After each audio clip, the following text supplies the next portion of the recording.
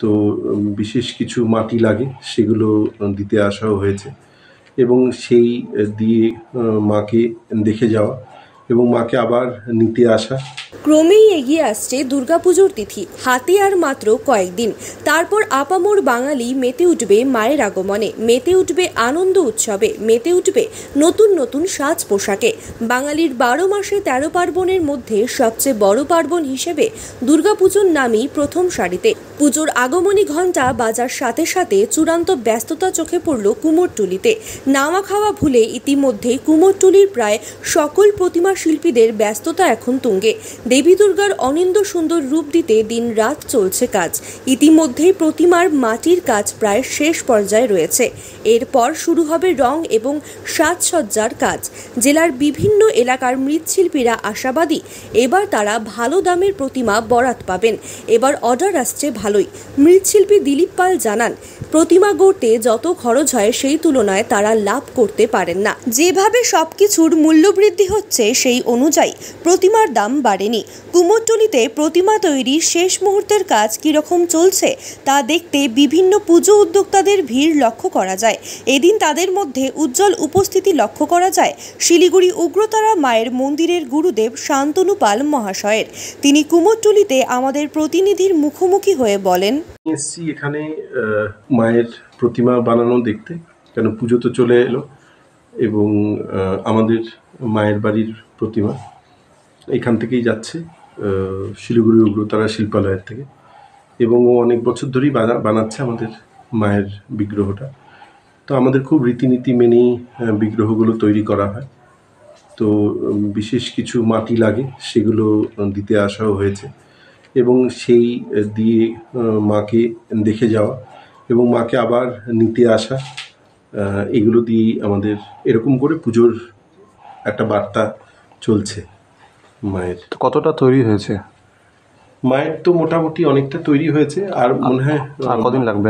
আর মোটামুটি লাগবে আরও মনে হয় 3-4-5 দিন লাগবে।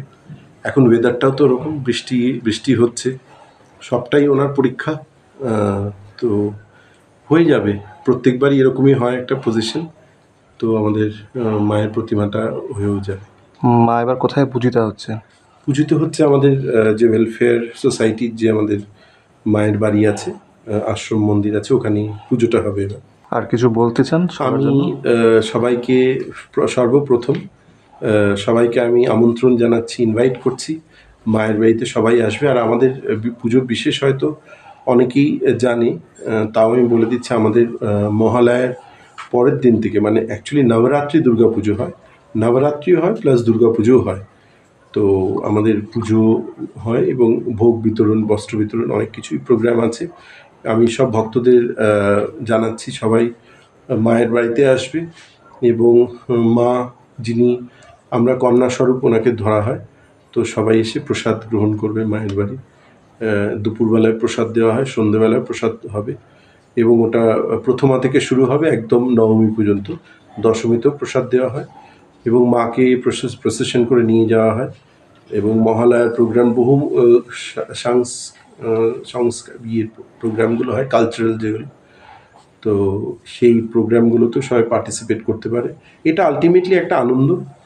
এত কোভিডের পরে তারপর বিভিন্ন রকম প্রবলেমস, আপস অ্যান্ড ডাউনস সবার আসছে, সে যে কোনো প্রবলেমই হোক না কেন, তো সেটা বেস করে মানুষ মনে হয় এখন অনেকটা বেশি এগুলো থেকে বেরিয়ে আসতে পারবে। আর পুজো আমাদের যে কোনো অনুষ্ঠান, যে কোনো রিলিজিয়ানের যে কোনো অনুষ্ঠানই কিন্তু একটা মিট টুগেদার বা গ্যাদারিং, সেটা মোবাইল বা সেলফোন আসাটা অনেকটা কমে গেছে, তো সেটা মনে হয় আবার তৈরি করতে হবে। কেন মানুষ যতক্ষণ না বেরোবে চার দেওয়ারের, কেন এখন দেখা যাচ্ছে প্রচুর ইয়াং ছেলে মেয়ে আর পুজো দেখতে তাদের ইন্টারেস্ট নেই, তারা অনলাইনে খাওয়ার অর্ডার করছে, দরজা বন্ধ করে এসি বা এমনি চালিয়ে বসে থাকছে মোবাইলটা সামনে, মোবাইলে তো সবই দেখানো হচ্ছে।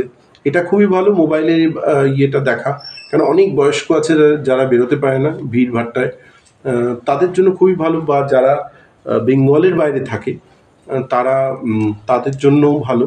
কিন্তু যারা ইয়াং ছেলেপেলে আছে, আমার মনে আছে আমরা যখন ছোটো ছিলাম তখন প্রচুর আমরা বোম পটকা এগুলো ফাটাতাম, কিনতাম, তো এই ব্যাপারগুলো থাকা দরকার মানুষের ভেতরে, এই মানে এনজয়, কোনো কিছু সিচুয়েশনকে এনজয় করা, মানে মানুষ যখন টাফ টাইম ক্রস করে না, তখন মানুষ যেমন একটা টেন্সড হয়ে যায়, ওটাকে কিন্তু খুব সিস্টেমেটিক্যালি সে ক্রস করে।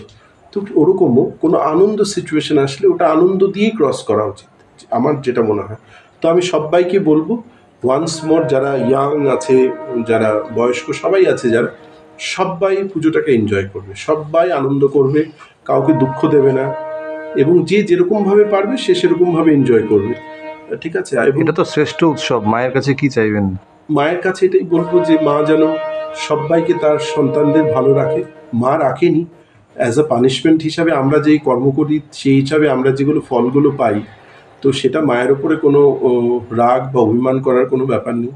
তো পুজোটাকে সুস্থ ভাবে এনভায়রনমেন্টটাকে ব্যালেন্স করে চলা, এবং পুজোটাকে সবাই যেন দেখে। বাজার খুব একটা ভালো নেই। আচ্ছা, ভালো নেই, কেননা পুরোনো তো ভিড় চলে গেল, ভাবছি বাজারটা ভালো হবে, তাও তো বাজার ভালো হচ্ছে না।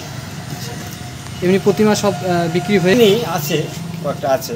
আচ্ছা, এমনি প্রতিমা কোথায় যাচ্ছে? এই প্রতিমাগুলো কোথায় কোথায় যাচ্ছে? হাসিমারা যাচ্ছে আমাদের, আচ্ছা, জয়গা যায়, এদিকে ফালাকাটা বিনাগুড়ি তো আছেই, হ্যামিল্টন যায়। তাহলে এবার বাজার বাজার খুব একটা ভালো না। মানে সেরকমভাবে দাম পাচ্ছে না, তাই? না, এই পেশার সঙ্গে আপনি কতদিন ধরে যুক্ত? আমি 20 বছর ধরে আমার। 20 বছর ধরে এখানেই কাজ করেন? না, এখানে না, এখানে বিভিন্ন জায়গায় কাজ করি আমি। আচ্ছা, যেখানে ডাক আসে সেখানেই যান।